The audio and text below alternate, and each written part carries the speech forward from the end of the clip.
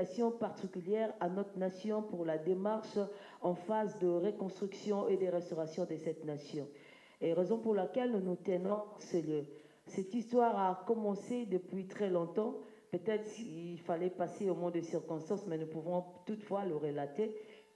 L'histoire a commencé depuis 2016, je crois, où l'homme de Dieu a été révélé de pouvoir initier une institution liée à la repentance des Congolais.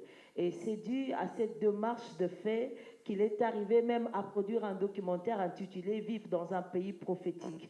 Et de là, nous sommes allés à reproduire un livre qui a le même nom, qui porte le même nom de ce documentaire, Vivre dans un pays prophétique, que vous voyez en ce lieu. C'est le fruit de ce qui nous amène en ce lieu. C'est ça le centre de cette réunion, vivre dans un pays prophétique, comme un pays Congo qui est prophétique, mais qui n'a pas de valeur prophétique, qui n'a pas une démarche prophétique, qui n'agit pas prophétiquement pour saisir cette destinée prophétique.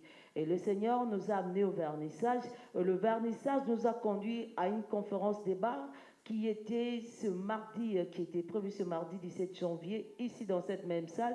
Et lors de cette conférence, par l'impulsion de l'Esprit, l'Esprit nous a reconduits à revenir aujourd'hui pour en faire maintenant une grande plateforme, une plateforme qui pourra récolter des prophéties cadres de la RDC, qui pourra aussi nous amener à avoir une démarche pragmatique sur la phase de la reconstruction de cette nation.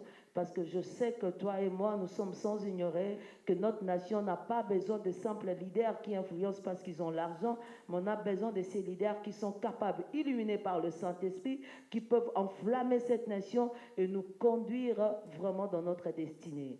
Je crois que nous sommes d'accord. Nous pouvons dire Amen et nous acclamons le Seigneur. Et raison pour laquelle nous nous retrouvons ici. La fois passée, c'était une conférence débat. Et aujourd'hui, nous en sommes à son deuxième point qui est dénommé RDC prophétique et pragmatisation. Nous sommes dans un cadre pragmatique où nous voulons amorcer une démarche vraiment pratique par rapport à un mécanisme qui sera mis sur pied et les hommes de Dieu vont défiler pour nous en donner des détails. Donc nous sommes là autour de ces centres qui nous réunissent dans le plan de Dieu pour accomplir le programme de Dieu dans cette nation. Et le Seigneur t'a choisi, toi, il m'a choisi, moi, pour que nous soyons dans ces beaux cadres. Alors nous applaudissons le Seigneur, nous acclamons le Seigneur pour cela.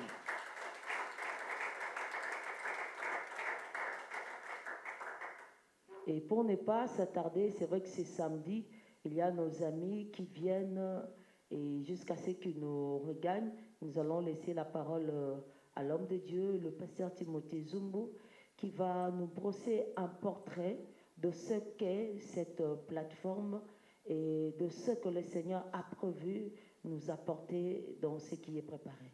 Merci. Je pense pour mémoire, en ce qui concerne la semaine passée, nous étions tous ici. Et par rapport aux intervenants qui sont passés, nous avons développé, il y a certains points qui ont été développés. Spécialement, en premier lieu, il y avait par rapport à la question qui était, le Congo est-il prophétique? Il fallait qu'il y ait des preuves matérielles là-dessus. Premièrement, nous avons parlé des 10 clés pour découvrir la vie prophétique de la RDC. Dans ces 10 clés-là, il y a beaucoup de points qui ont été étudiés. Il y avait, par exemple, lire, connaître le cadre géographique, le cadre historique. Il fallait connaître les livres. Donc là, on parlait du problème des textes. Il y a les récits fondateurs de la RDC qu'il fallait connaître. Il y a les lectures des annales qui doivent faire illusion. Il y avait également sur des clés comme la grande preuve. Donc ça signifie les courants idéologiques dans une nation. Il y avait le silence des dieux. Il y a les défis de la nouvelle culture. Pour le moment, en ce qui nous concerne, c'est plus la mondialisation. Il fallait étudier cela aussi pour avoir. Il y a Enfin, il y avait des problèmes par rapport au Messie, le Sauveur, le Libérateur. Et de là, nous avons vu qu'ici-bas, Dieu a mis deux personnes. Il y a le pasteur ainsi que le magistrat. Parce que n'oublions pas que l'Église a besoin du côté politique pour se confirmer ici-bas, ainsi que même du côté politique, ils ont besoin de l'Église pour se confirmer. Donc, ce sont deux personnes qui travaillent. Et il y a, là déjà nous comprenons, il y a le pasteur qui est en train de travailler pour préparer les gens pour la levée de l'Église, et en dehors de cela, pour faire palper aux gens cette réalité biblique que l'or et l'argent appartiennent à Dieu, qui est pour faire comprendre aussi aux gens comment vivre cela. Pas seulement nous devons attendre la nouvelle Jérusalem, mais ici, pendant que nous sommes encore là, nous devons faire vivre également les gens par rapport à cette réalité. Et c'est comme ça que cette responsabilité, maintenant quand on enseigne, cette personne devient magistrat qu'on doit mettre en place pour diriger une cité. Et par cela, il y a eu d'autres orateurs, un autre orateur qui a développé la partie spécialement cadre géographique et historique de la RDC, qui nous a présenté par rapport aux écrits bibliques qui nous sommes, ainsi de suite. Et il nous a même fait comprendre par rapport au cadre même géographique et comment ces pays détiennent ces limites. Ce ne sont pas des limites que les gens ont établies, parce que mais plus c'était une terre, c'est comme ça qu'on appelle un no man's land. En anglais, on appelle ça no man's land, et terre incognito, parce que lorsque tous ceux qui sont comme des colonisateurs, les colons, quand ils ont travaillé, ils ont tracé plus par rapport à leur terre qu'ils occupaient, sans toutefois savoir qu'il y avait un espace qu'ils n'ont pas pu déceler. Et il nous a montré cela, même par rapport au peuple que nous sommes la descendance des couches. Donc là, nous devons faire la différence avec la malédiction prononcée à l'époque de Noé sur Canaan. Canaan n'est pas le père des couches, mais Canaan, tous ce sont des fils de Cham. Mais la personne qui a été maudite, c'est plus Canaan. Alors, il y a un problème qu'on a fait véhiculer pour nous faire comprendre que nous sommes, la malédiction, c'était sur Cham, qui est notre arrière-grand-père. Parce que nous sommes de là, mais alors que c'est l'un des fils. Donc parmi ces fils-là, il y a Cush, il y a Micharim, il y a Cana. C'est comme ça que même quand nous étudions plus l'Égypte, nous utilisons plus Micharim parce que ce sont les descendants de cet enfant-là. Et il nous a démontré comment ces peuples sont descendus. Ceux qui sont actuellement au niveau de l'Égypte, ce ne sont pas les vrais Micharim. Là, ce sont plus des Berbères, des Arabes qui sont venus du Moyen-Orient et qui sont par rapport à leur conquête, ils ont essayé un peu de pousser tous les habitants qui étaient là.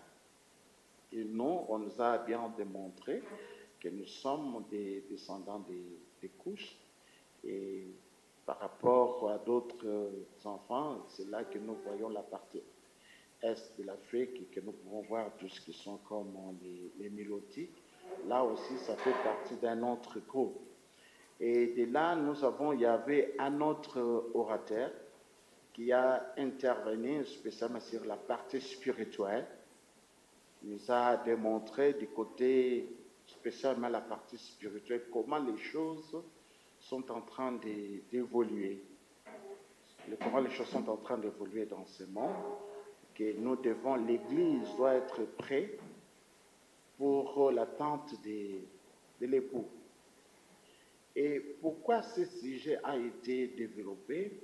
Parce que nous sommes encore sur ce monde. Si vous prenez Jean 17, vous comprendrez que le Christ est en train de demander au Père, je ne te demande pas de les enlever, parce qu'ils sont encore ici, sur terre.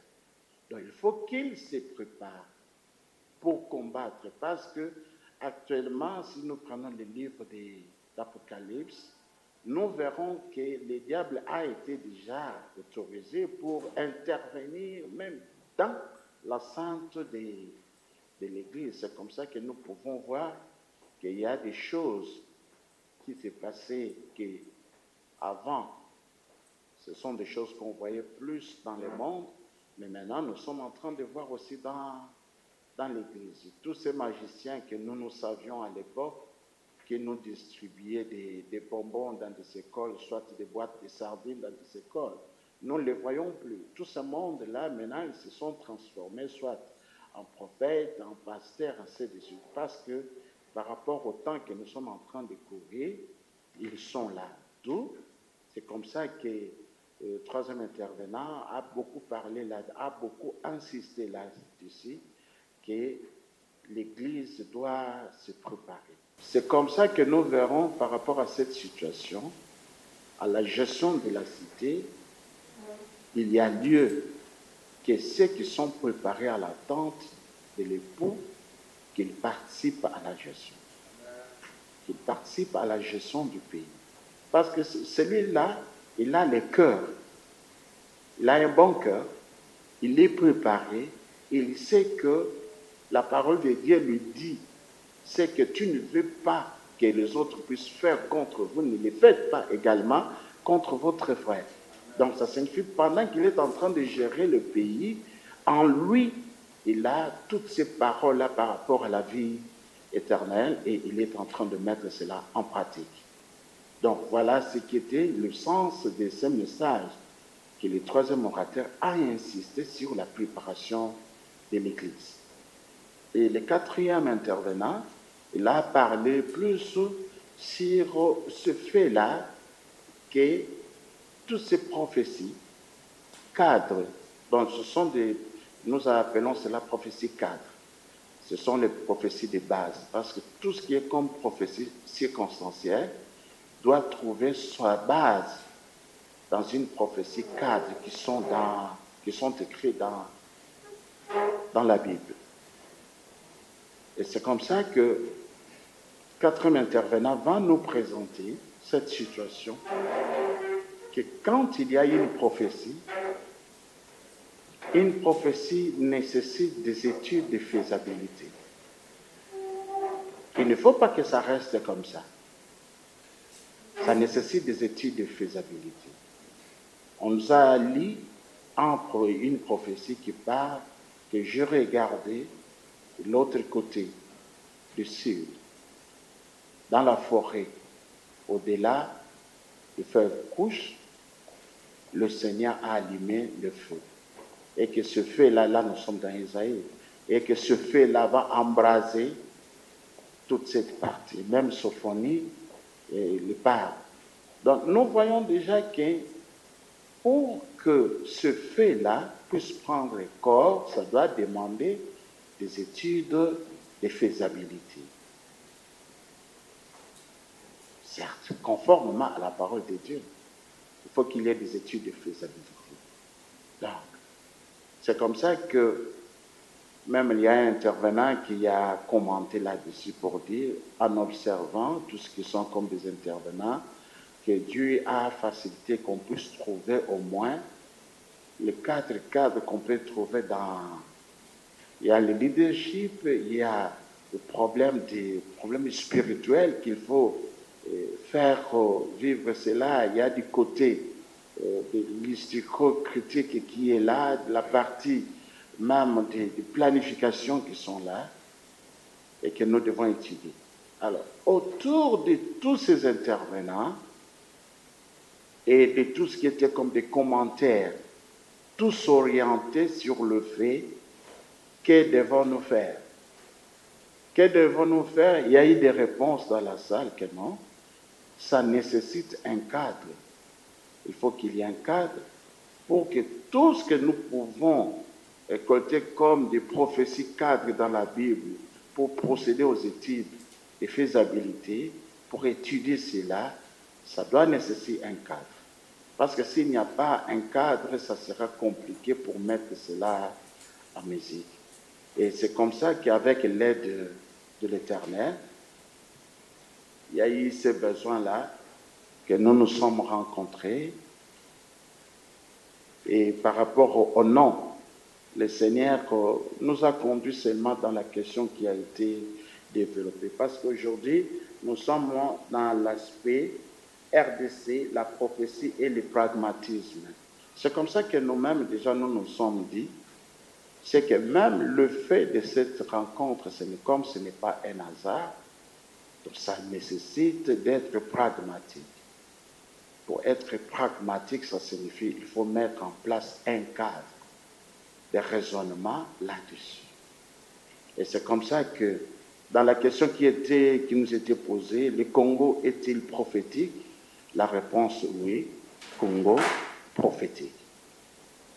Et c'est là que nous avons trouvé même la nomenclature à donner à ces cadres Congo prophétique.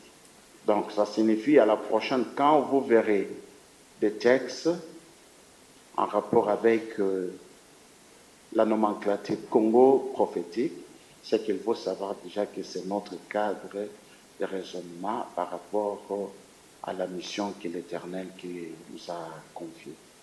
Et pendant qu'on étudie un peu par rapport à la mission, plus c'est l'objectif, ce n'est pas de travailler si c'est de quelle manière, mais c'est plus,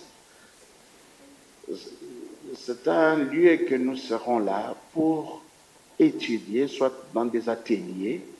Par exemple, il y a une prophétie cadre que nous mettons, que nous voulons étudier cela dans des ateliers. Ça signifie qu'il y a besoin de l'expertise. Il y a besoin de l'expertise. Je prends par exemple dans les cadres, mais ces dossiers-ci, ça demande des finances, c'est que l'argent. Alors, il faut que la monnaie puisse atteindre un niveau. Donc, ça doit demander de l'expertise au niveau de la crème que Dieu a mis à notre disposition.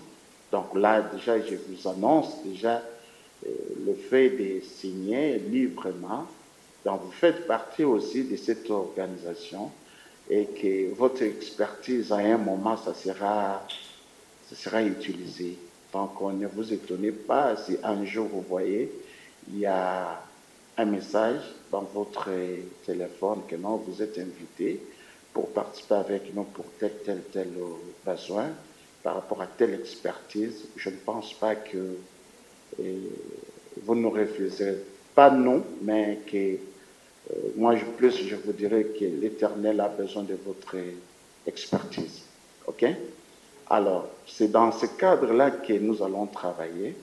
Ce n'est pas seulement pour qu'en travaillant, après avoir travaillé, il faut que tout ce que nous nous sommes dit, que ça reste seulement sur papier. Non. RDC, prophétie, pragmatisme. Donc ça signifie, quand nous arrivons également au niveau que nous avons mené des études de faisabilité ensemble avec notre Dieu, que non, ça demande de telles implications, ainsi de suite, ça signifie même ces documents-là, ça devient au niveau du prophétie, c'est qu'il faut passer à pragmatisme. Pour pragmatisme, ça signifie il faut atteindre les décideurs. C'est là qu'il le mieux que dans le milieu des décideurs, que vous ayez aussi vos siens pour influencer. Il faut que vous ayez vos siens dans ce milieu. Parce que nous, on nous dit, si vous voulez modifier quelque chose, il faut savoir d'abord quel est le contenu de ce dossier, son importance, et il faut savoir quel est l'organe attitré pour porter ces modifications et qui sont les gens qui sont là, qui sont influents. Comprenez que par exemple, dans un tel dossier, nous avons pris par exemple un exemple simple. Nous avons parlé sur notre régime. notre régime est hybride. Ça ne correspond pas avec la parole de Dieu. Parce que Apocalypse les déclare, soit vous êtes chaud ou bien vous êtes froid. Si vous êtes tiède, Dieu vous fournit. Si vous regardez notre régime, ce n'est ni présidentiel ni parlementaire. C'est hybride.